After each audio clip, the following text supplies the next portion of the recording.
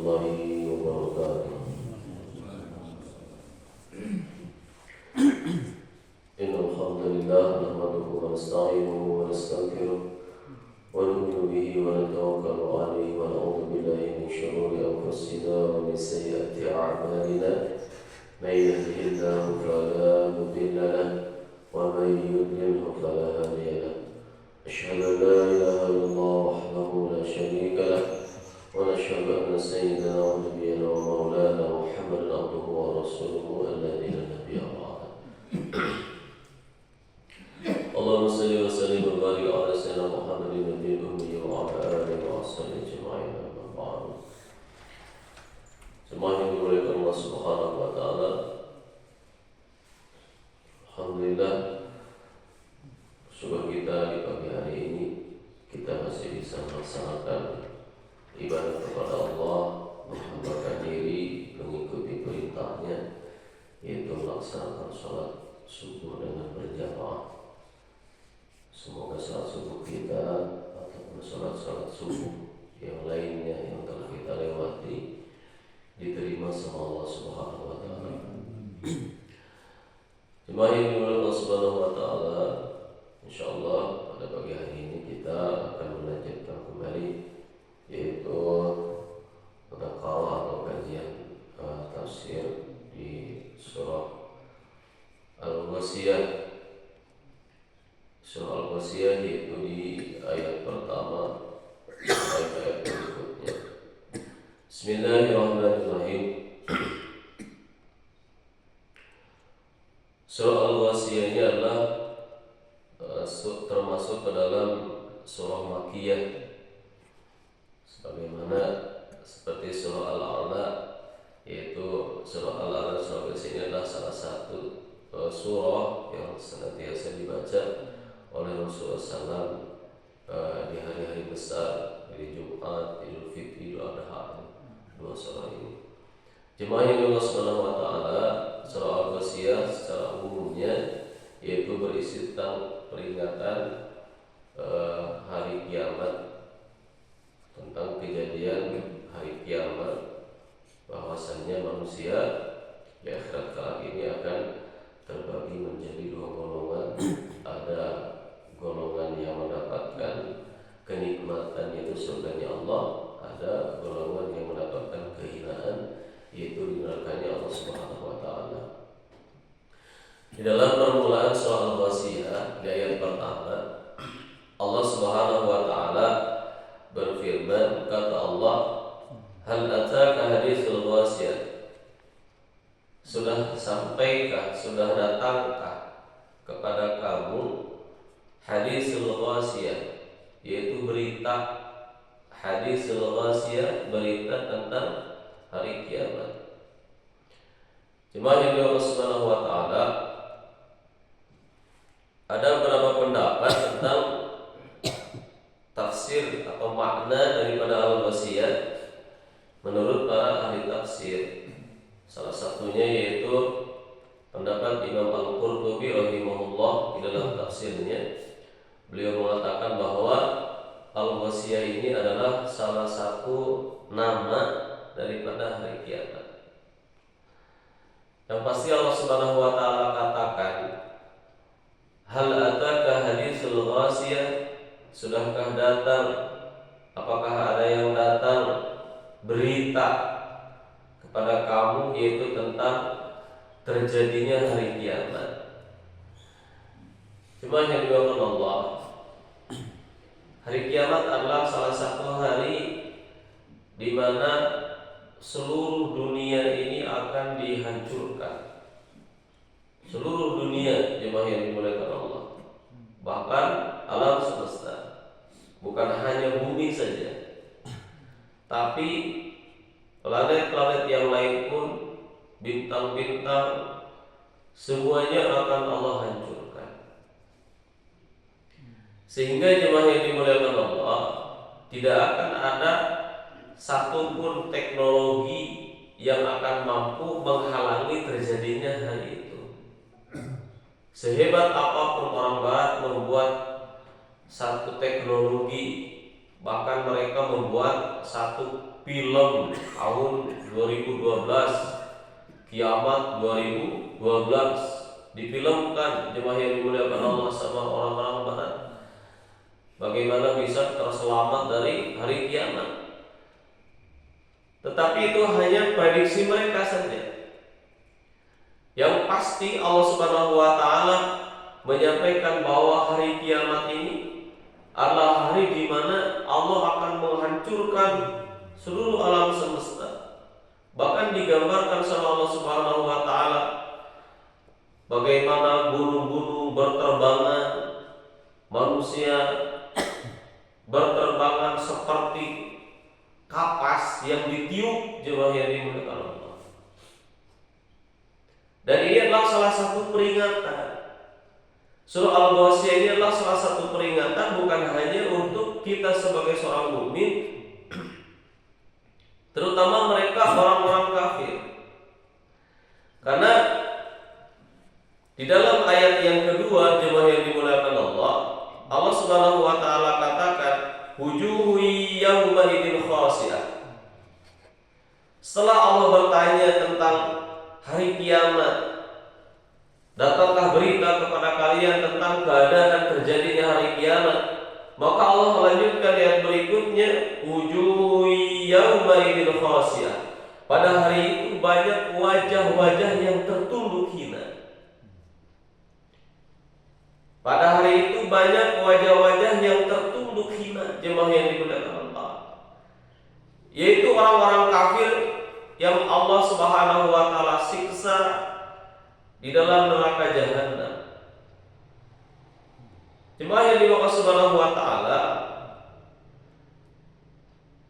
di dalam tafsir yang lain dikatakan bahwa maksud daripada wajah yang tertunduk hina ini adalah saking begitu khusyuknya mereka dulu ketika di dunia mencari dunia, sehingga habis waktunya untuk mencari kehidupan dunianya, sehingga ketika Allah Subhanahu wa taala perlihatkan bagaimana kejadian tentang terjadinya hari kiamat, ini orang yang sedang khusyuk dalam suatu tempat tenang gitu ya.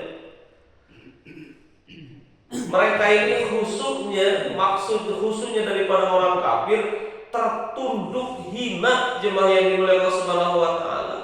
Kenapa? Karena ketika terjadi hari kiamat tidak akan ada satupun amalan yang bisa dilakukan oleh manusia, bahkan tertutup daripada pintu taubat. Salah satu yang menyebabkan pintu taubat tertutup itu salah satunya bukan ketika sudah terjadinya hari kiamat, bahkan ketika tanda-tanda hari kiamat terjadi. Salah satunya yaitu ketika matahari sudah terbit dari barat. Ketika matahari sudah terbit dari barat, jemaah yang dimuliakan Allah, kata baginda Nabi, maka sudah tertutup pintu tobat bagi manusia. Belum terjadi, masih dalam keadaan tanda-tanda terjadinya hari kiamat kubro, hari kiamat besar. Maka jemaah yang dimuliakan Subhanahu wa taala, di dalam surah Al-Insyiqaq yang sudah kita lewati, Allah Subhanahu wa taala berfirman, wa amma man utiya kitabahu wara'a dhahri fasawfa yad'u subura. Adapun orang yang catatan amalnya diberikan wara'a dhahri, yaitu dari belakang, fasawfa yad'u subura, kata Allah, maka dia berkata, dia berteriak, yad'u subura, celakalah aku. Kata orang-orang kafir jemaah yang dimuliakan Allah. Wa yasla sa'ira, dia akan dimasukkan ke dalam neraka yang menyala-nyala. Innahu kana fi ahlihi masrura. Sesungguhnya mereka dulu di dunia jemaah yang dimuliakan Allah bergembira dengan keluarga-keluarganya. Ahli masrura, mereka bergembira fi ahlihi, dengan keluarga-keluarganya, tanpa menghiraukan peringatan dari Allah Subhanahu wa taala dan tidak mau taat kepada Allah Subhanahu wa taala. Dan ini adalah salah satu kecelakaan bagi orang-orang kafir laknatullah alaih, yang mereka tidak mempercayai bahwa kehidupan di akhirat itu kembalinya manusia kepada Allah Subhanahu wa taala, yaitu Allah akan menempatkan manusia ke dalam dua tempat. Apakah dia termasuk golongan kiri atau termasuk golongan kanan? Dan mereka tidak percaya jemaah yang dimuliakan Allah. Yang mereka percayai adalah ketika kiamat terjadi, maka akan ada juru penyelamat. Itu saja yang mereka percayai. Padahal baginda Nabi Shallallahu Alaihi Wasallam saja menyampaikan kepada anaknya Sayyidatina Fatimah radhiyallahu taala anha. Apa kata baginda Nabi Shallallahu Alaihi Wasallam? Seandainya Fatimah mencuri, maka aku yang akan memotong tangannya, karena aku di akhirat pun sama, tidak bisa memberikan pertolongan walaupun kepada anakku. Artinya jemaah yang dimuliakan Allah, di kehidupan akhirat manusia ini akan masing-masing. Bahkan akan ada satu suara, kata Rasulullah SAW di alam mahsyar ini, semua manusia akan mengatakan ngaharewas gitu Pak, untuk orang masing-masing. Bahasa di akhir itu nafsi. Tidak menoleh ke kiri ke kanan. Ada anaknya, ya, ada orang tuanya, ada bapak, ada ibu, ada istri, ada suami. Mereka sama mengatakan nafsi. Takut. Bahkan jemaah yang Allah Subhanahu wa taala, orang tua ini lari dari anaknya, suami lari dari istrinya, ya. Seorang sahabat lari dari sahabatnya. Kenapa mereka berlari dari orang-orang terdekatnya jemaah yang dimuliakan? Karena mereka pun takut. Orang terdekatnya meminta amal kebaikan, sementara jangankan kebaikan diberikan kepada orang lain, kebaikan untuk dirinya sendiri pun mereka masih was-was apakah cukup untuk mendapatkan ridhonya Allah, atau justru kebaikannya bisa dikalahkan dengan keburukan yang dia lakukan di dunia. Jemaah yang Allah Subhanahu wa taala, maka seperti itulah salah satu kondisi daripada orang-orang kafir. Mereka yang ketika di dunia mendapati kehidupan dunianya, menghadapi kehidupan dunia dengan bersenang-senang, dengan berpoya-poya, tidak mau tunduk kepada Allah, tidak mau beribadah kepada Allah Subhanahu wa taala, tidak pernah terbetik sedikit pun dalam hatinya melihat keadaan orang-orang muslim, bagaimana dia melaksanakan sholat, zakat, haji, sedekah. Tidak.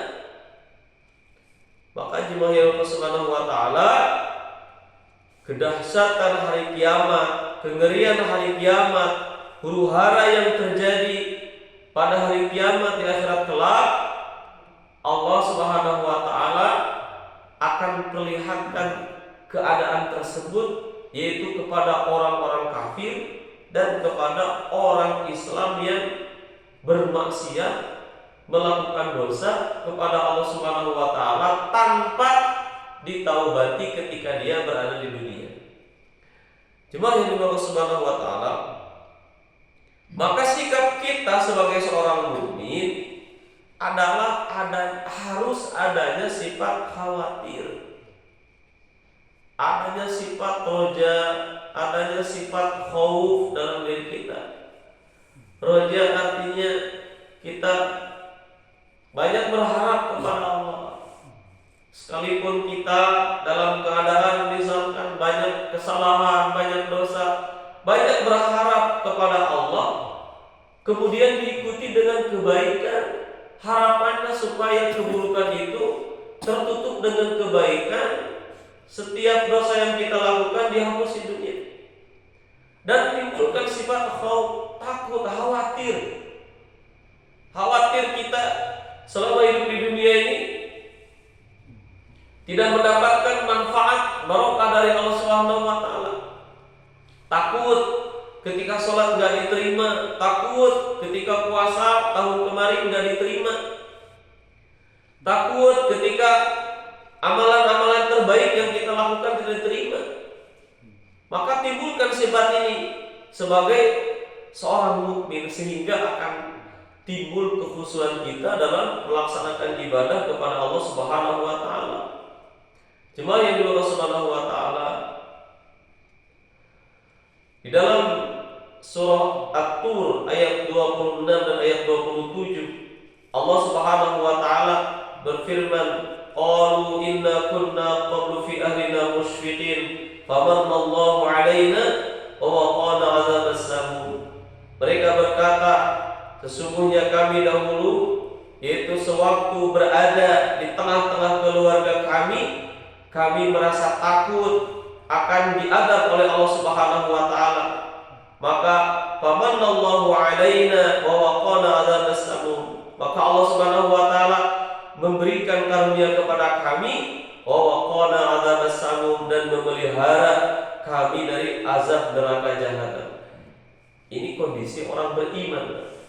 Kondisi orang-orang beriman, kondisi seorang muslim yang keimanannya terjaga dan dijaga oleh Allah Subhanahu wa taala.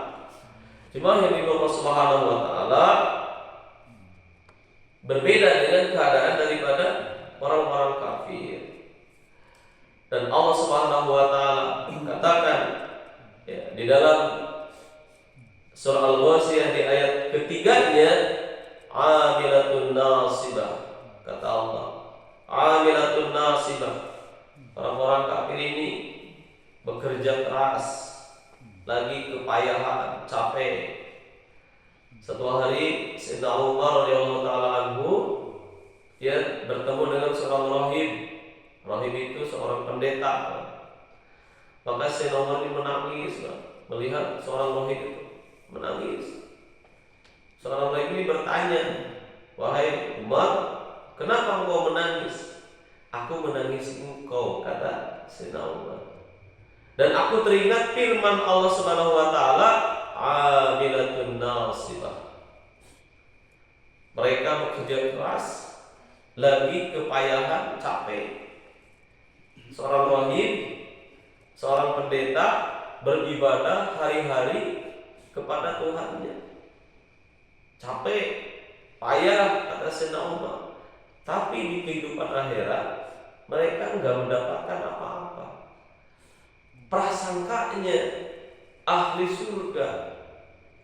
Padahal jemaah yang Allah Subhanahu wa taala, di zaman dulu, di masa lalu, mungkin seorang rahib di masa lalu boleh jadi dia masih memegang kitab Injilnya, ajaran Nabi Isa alaihissalam dengan benar.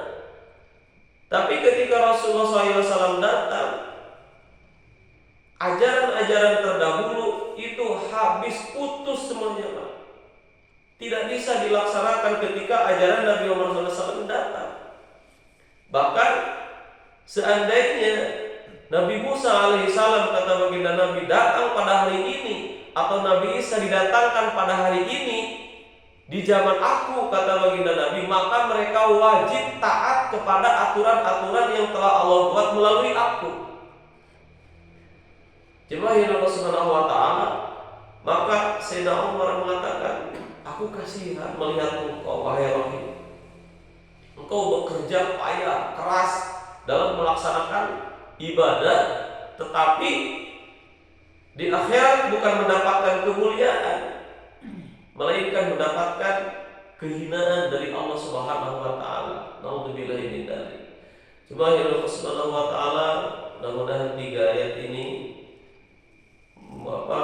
membuat diri kita ya menjadikan salah satu peringatan buat diri kita bahwa hari kiamat itu pasti akan terjadi. Pasti akan terjadi. Dan kita ini tidak tahu kapan akan terjadi. Yang pasti dunia dan seluruh alam semesta ini akan dihancurkan oleh Allah Subhanahu wa taala, dan kita yang hadir semua di sini akan berpindah dari dunia ini ke alam berikutnya. Ketika semua makhluk-makhluk Allah Subhanahu wa taala Allah matikan, Allah hancurkan, maka akan berpindah ke alam berikutnya. Kita semua jemaah yang dimuliakan Allah, karena kita ini manusia diciptakan satu kali saja sama Allah Subhanahu wa taala, satu kali untuk selama-lamanya manusia itu. Beda dengan hewan. Hewan diciptakan satu kali sudah, setelah itu mati sudah, nggak ada lagi penghisaban, bahkan ditanya. Tapi manusia diciptakan satu kali untuk selama-lamanya. Hidup, mati, dihidupkan lagi dan tidak akan mati lagi. Hidup di dunia, mati di dunia, kemudian Allah hidupkan di akhirat dan tidak akan pernah mati selama-lamanya, tetapi akan hidup selama-lamanya. Tetapi hidup selama-lamanya manusia itu di akhirat hanya di dua tempat saja. Apakah dia di tempat yang penuh dengan kenikmatan atau di tempat yang penuh dengan kehinaan. Dan yang menentukan dua tempat di akhirat itu di dunia di sini. Walaupun di dunia ini sangat sebentar sekali, tapi menentukan kehidupan kita di akhirat. Apakah kita ini termasuk golongan kiri atau golongan kanan? Walaupun hanya sebentar di dunia itu, tapi menentukan segalanya untuk kehidupan akhirat. Maka daripada itu, mari kita sama-sama jemaah yang dimuliakan Allah Subhanahu wa taala untuk menghambakan diri kepada Allah dengan sebetul-betulnya, dengan sekhusyuk-khusyuknya di sisa-sisa usia kita saat ini. Semoga Allah berikan manfaat dan barokah kepada kita semua. Amin ya Allah ya rabbal alamin. Barakallahu fiikum wa lahu bikum. Assalamualaikum warahmatullahi wabarakatuh.